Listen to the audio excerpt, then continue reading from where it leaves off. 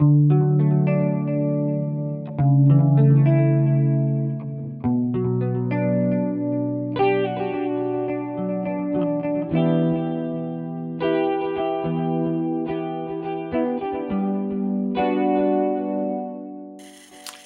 start with a couple of questions today. What do you think about when you hear the words Easter? Well, all sorts of things flood into your mind, I suppose. Time off work, children off school, enjoying family time with a meal and friends, a celebration. Then there's the Easter eggs, Easter bunnies. Where's that from? What's all that about?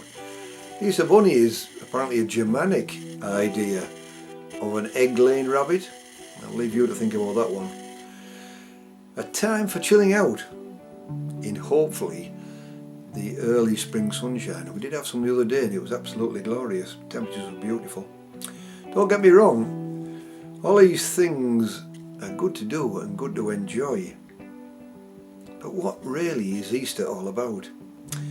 Well, the celebration thing is absolutely bang on. It was a celebration, it is a celebration. For the Jews, it was a celebration of a period of time when there were slaves in Egypt. And God gave them the opportunity to come out of slavery. You can read about that in Exodus chapter 12. So it was a celebration of freedom. And for a Christian, it was when Jesus was crucified. You wouldn't think that was a time of celebration, but it really is. Because Jesus was crucified and 3 days later he rose again. That means he lived again. That's okay for some, you may say, those who believe. But what about the people who don't even know Jesus, what he did, and why we're celebrating Easter? Well, Jesus was the Son of God. He was the Messiah, the expected God's Son of the Jews. They were expecting him to come down, but if you read the Bible, you can understand that what they expected was a warrior leader, and Jesus came about things in a completely different way. It had the same effect, but without the aggression. So Jesus was the Son of God, the Messiah, the one who they hoped would save them from the Roman oppression. We notice a bit of a trend here. First we spoke about them being slaves to the Egyptians, then we talk about them being slaves to the Romans. See, they did have quite a torrid time in the early life of the Jews.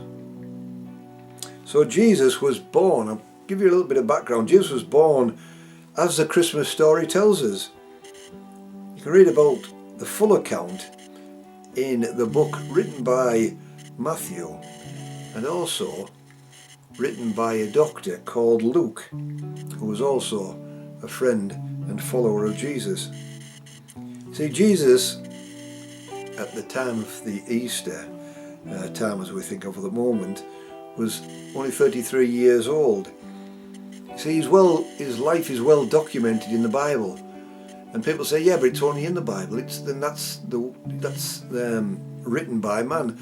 Well, we think it was actually words given by God, but putting that aside, the Bible content was also confirmed when they found the Dead Sea Scrolls.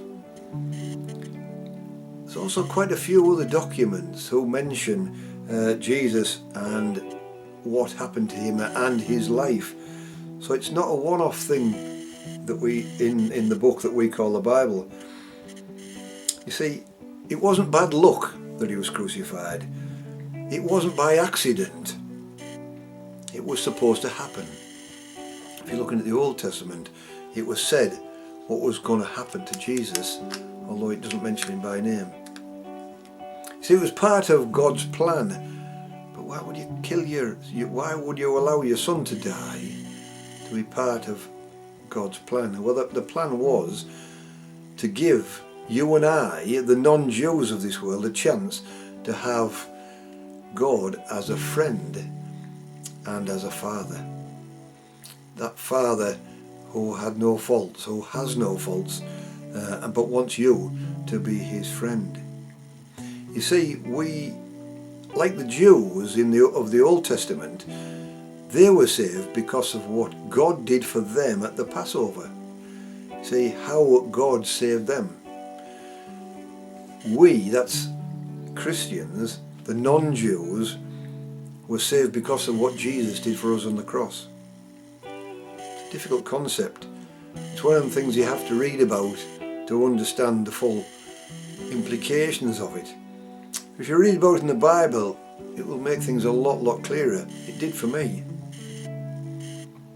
See, all that oppression, and death's not really a good thing for celebration, is it? We think of Easter as the start of spring, the start of the long summer days. Let's hope we get some of them this year. See, death on the cross hasn't got the celebration, the holiday vibe, has it? You see, a lot of people are sceptical of this. But you see, when Jesus died on that cross, that wasn't the end of the story, or the end of Jesus. I said Jesus' crucifixion was part of God's plan, and it was. But the next part, 3 days later, was the real deal. See, Jesus rose from the grave. He lived again. Do you believe that? I certainly do. A lot of people are sceptical. But he wasn't just seen by a few. He wasn't seen by just his friends who maybe thought about it too deeply and thought they saw him. No, he was actually seen by over 500 people. He also ate meals with them. So he wasn't a ghost, he wasn't just a spirit figure. He was actually like you and me, flesh and blood. He could actually eat and talk and everything else that goes with being part of the human race. See, there are many accounts in the Bible. His half-brother, a guy called James, also writes an account about his meeting with Jesus. After all that, he was then taken up into heaven to be with his Father. He went home. Some say it's unbelievable. Some say supernatural, which it totally is. Some believe, and unfortunately, some don't. See, many people don't understand Easter is a celebration of what Jesus did for us. He died for us on the cross to give us a chance to know God. It says that when he died, the temple curtain was torn in two. The temple curtain was a barrier for all the likes of you and me not to be able to get to the place of worship. It was a place that was effectively cut off to humanity. Only the priests could go in there. But that was ripped apart when Jesus died. It was given us that opportunity to get to the Holy of Holies, to speak to God directly like I'm speaking to you today.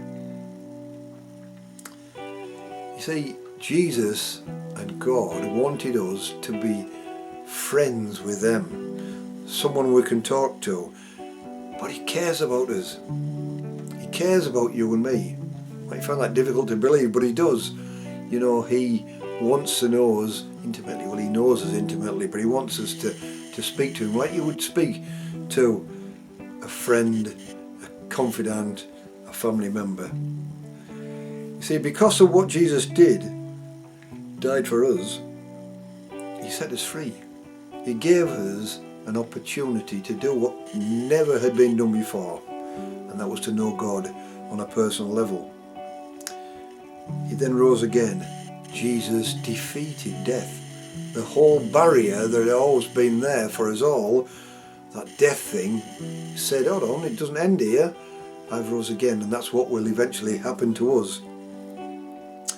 You see, he allowed us to believe in him, to become part of his family, children of God. And what did it cost us? Nothing. He offers us a better life, a chance of a better life. Doesn't matter what's gone before, God is happy to take you as you are and make you children of God at no cost. By the way, the Easter egg thing, you know, give Easter eggs to each other. All of them are hollow, are they not? The empty, hollow chocolate egg is a symbol of the empty tomb. And that was where Jesus was placed, was buried. But he walked out of the empty tomb much, very much alive. Now that is miraculous. That's all I've got to say today. It's only a short talk. So God bless you all. I hope I have given you a better idea of what Easter is all about, of who Jesus is. One more thing. Save some chocolate for me. God bless. Bye now.